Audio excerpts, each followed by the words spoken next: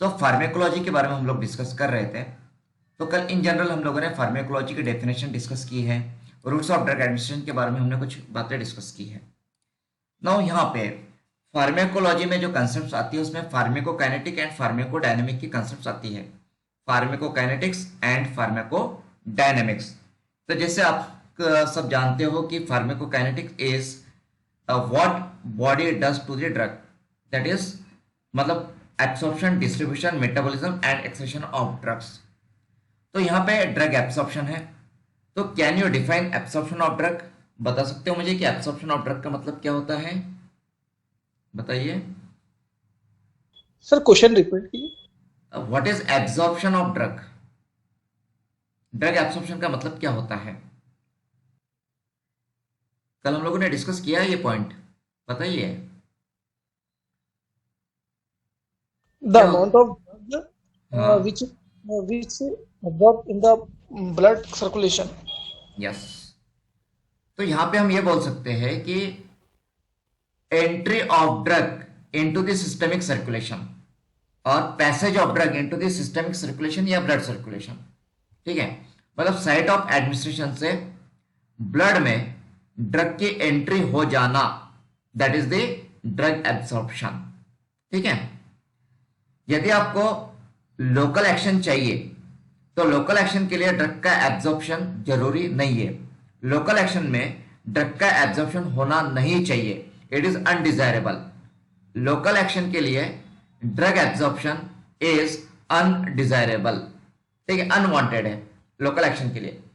But systemic effect यदि आपको चाहिए तो systemic effect without absorption of drug हो नहीं सकता।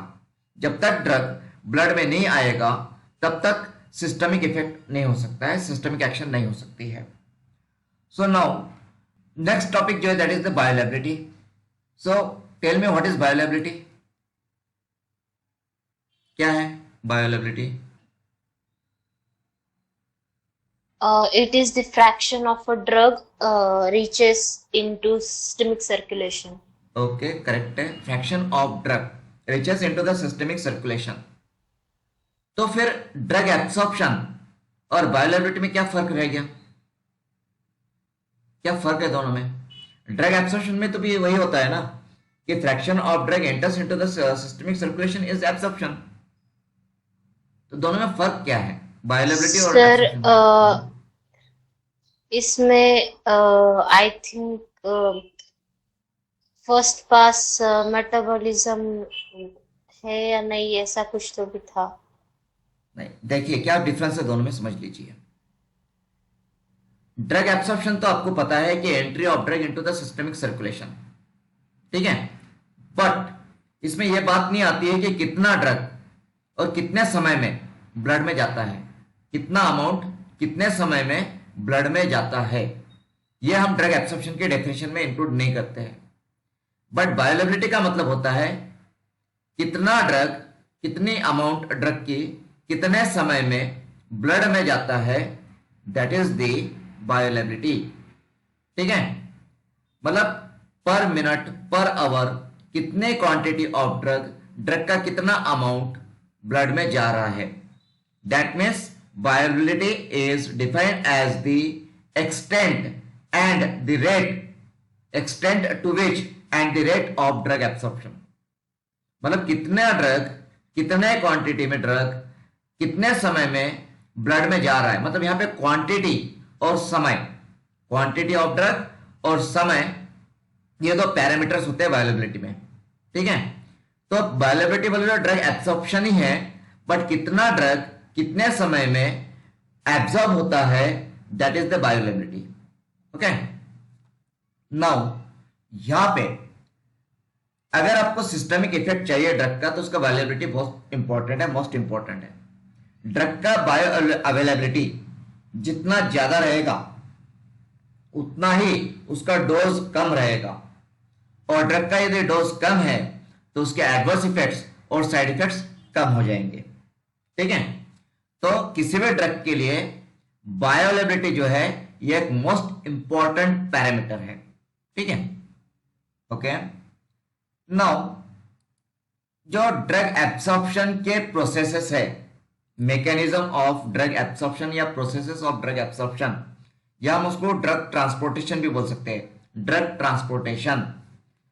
तो जो प्रोसेस या मैकेनिज्म है ड्रग एब्सॉर्प्शन के, वो कौन से हैं बताइए? प्रोसेसेस ऑफ ड्रग एब्सॉर्प्शन या मैकेनिज्म्स ऑफ ड्रग एब्सॉर्प्शन कौन से हैं? Sir, is transcellular or intracellular or paracellular or intercellular? देखिए यहां पे एक आएगा passive diffusion, passive diffusion, transcellular passive diffusion. Transcellular का मतलब सेल में से डायरेक्टली सेल में एंटर कर जाना, डायरेक्टली सेल में, सेल मेम्ब्रेन में से सेल के अंदर वो एंटर करेगा। सेल मेम्ब्रेन में से सेल के अंदर में साइटोप्लाज्म में ड्रग एंटर करेगा, that is the transcellular passive diffusion. ठीक है। सेकंड है paracellular transportation, paracellular transportation.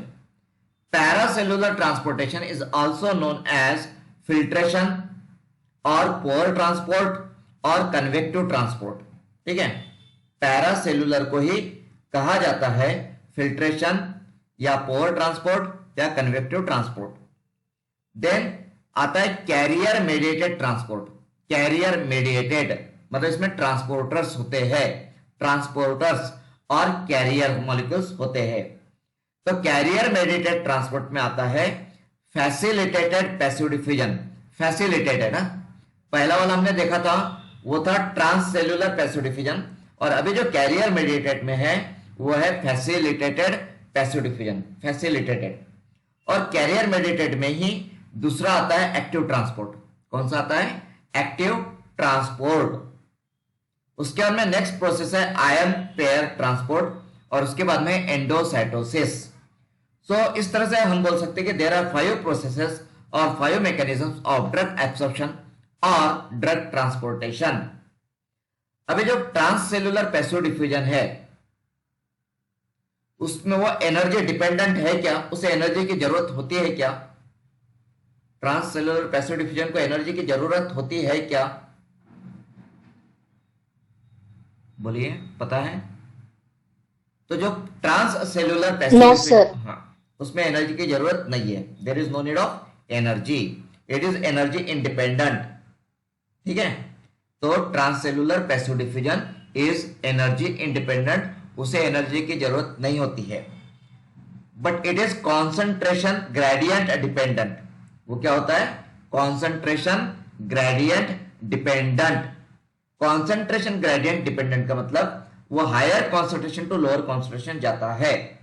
Okay, transcellular passive diffusion में drug molecules higher concentration to lower concentration जाते हैं, मूव करते हैं, डिफ्यूज होते हैं, और उनको एनर्जी की जरूरत नहीं होती है। नॉर्मली जो लिपोफिलिक मॉलिक्यूल्स होते हैं, जिनका लिपोफिलिसिटी ज्यादा होता है, ऐसे मॉलिक्यूल्स पैसिवली डिफ्यूज होते हैं।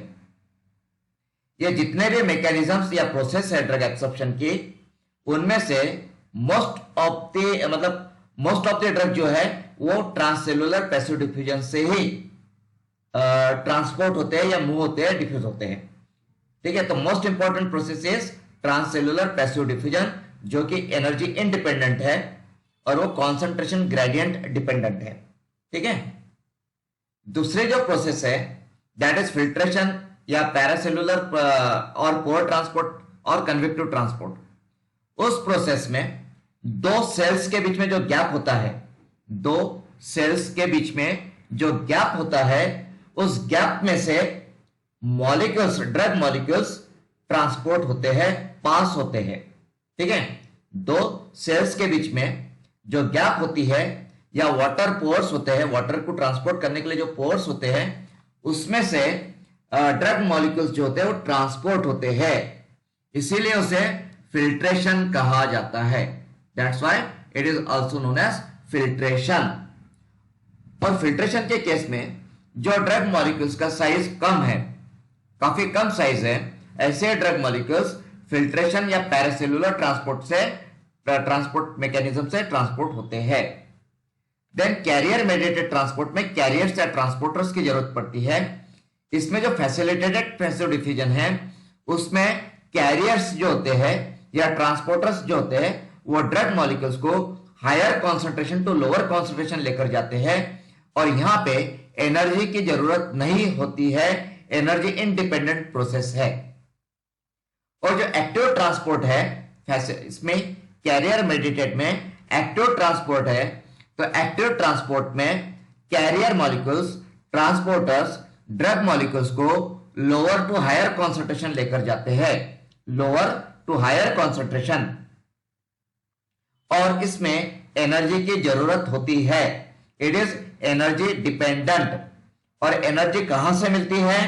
तो एनर्जी एटीपी से मिलती है। ठीक है, तो एक्टिव ट्रांसपोर्टेशन के लिए जो एनर्जी लगती है वह एनर्जी एटीपी से मिलती है। उसके बाद एंडोसाइटोसिस का मतलब क्या होता है? तो एंडोसाइटोसिस का मतलब होता है एनगल्फिंग और eating by the cell.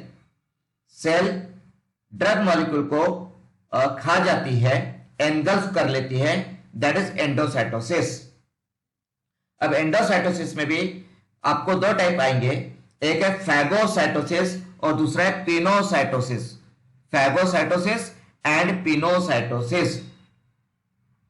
Phagocytosis मतलब अगर सॉलिड पार्टिकल है, जब कोई सेल सॉलिड पार्टिकल को एनगल्फ कर लेती है तो दैट इज द फैगोसाइटोसिस। और यदि लिक्विड मॉलिक्यूल है, मॉलिक्यूल लिक्विड फॉर्म में है, ठीक है, जो भी ड्रग है वो ड्रग यदि लिक्विड फॉर्म में है और लिक्विड फॉर्म में उसे एनगल्फ किया जाता है तो it is known as pinocytosis, मतलब ड्रिंकिंग बाय द सेल। ठीक है, तो ये मैकेनिज्म्स है या प्रोसेस है ड्रग एब्सॉर्प्शन की। ठीक है, ओके। अभी बायोअवेलेबिलिटी के बारे में आप बता सकते हो क्या कि कौन से डोसेज फॉर्म की बायोअवेलेबिलिटी ज्यादा रहेगी? मतलब सॉलिड डोसेज फॉर्म्स या लिक्विड डोसेज फॉर्म, किसकी बायोअवेलेबिलिटी ज्यादा है, सॉलिड की या लिक्विड की? लिक्विड की sir. Yes, liquid dosage form की बायोअवेलेबिलिटी ज्यादा होती है as compare to solid dosage form. Then अगर हम रूट ऑफ एडमिनिस्ट्रेशन की बात करते हैं तो रूट ऑफ एडमिनिस्ट्रेशन में सबसे ज्यादा बायोअवेलेबिलिटी किसकी होती है, कौन से रूट की होती है? पैरेंटल। IV route. पैरेंटरल। अभी जब आईवी रूट की हम बात करते हैं तो आईवी रूट की बायोअवेलेबिलिटी कितनी होती है? 100%. यस, 100%। आईवी रूट की बायोअवेलेबिलिटी 100% होती है। तो आपको पूछा जा सकता है कि कौन से रूट की बायोअवेलेबिलिटी 100% होती है? तो आईवी रूट की बायोअवेलेबिलिटी 100% होती है। ठीक है, देन नेक्स्ट टॉपिक यहां पे हम लोग डिस्कस करेंगे ड्रग डिस्ट्रीब्यूशन।